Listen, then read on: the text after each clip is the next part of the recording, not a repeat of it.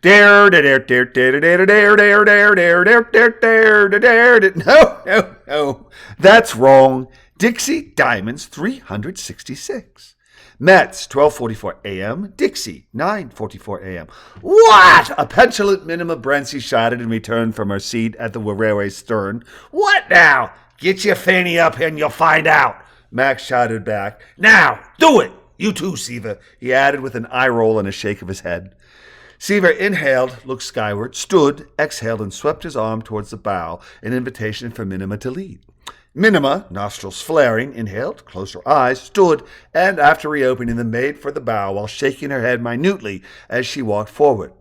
Reaching the three men, she said, What in the... Before none raised his arm, held his open hand in front of her face, and interrupted her by calmly declaring, We're in a shitload, shut up and listen. His command opening Minima's eyes and mouth wide and a fist to ball.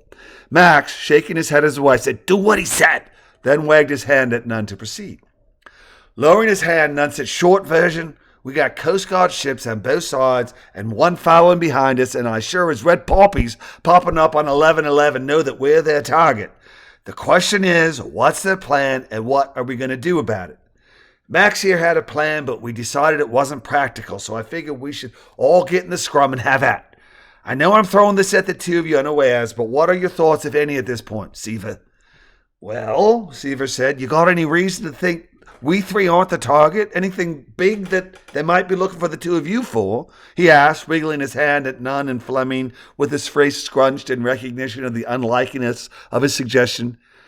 Fleming's head jerked back as he asked, What do you mean? You mean like this little offense that we've done? Pfft, that makes no sense at all. I mean, they know where we dock and they know how to get to us. So no, absolutely not. That's ridiculous, he said, his face portraying a sentiment far stronger than his words. Seaver bent his arms at the elbows and with palms facing Fleming smiled and said, I know, that's why it was just brainstorming. Well, I think you need a... Fleming began, his answer cut short by Nunn. Like John said, Nunn cut in vehemently, we have trifling little pissant crap against us. Sending 3 Coast Guard PTs makes 0 sense. This mess is yours, not ours. Now we need to look for solutions, not scapegoats. Anybody got anything? He concluded, face twisted to indicate his certainty that no one did.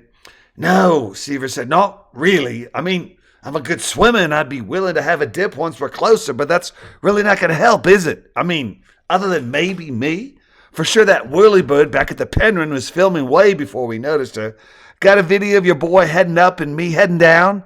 Unless you think we could convince him that was me both ways, I'd say we are pluck out of luck, he concluded by flipping his hand skyward while shrugging his shoulders and scrunching his face. Agreed, Nunn said sharply. All right, we'll continue like we don't know they're there while keeping our eyes open, our minds sharp, and everybody looking out for everybody else, emphasizing everybody. Clear, he finished, staring at Maxima. Yeah, clear, Max said, adding, Why are you staring at me?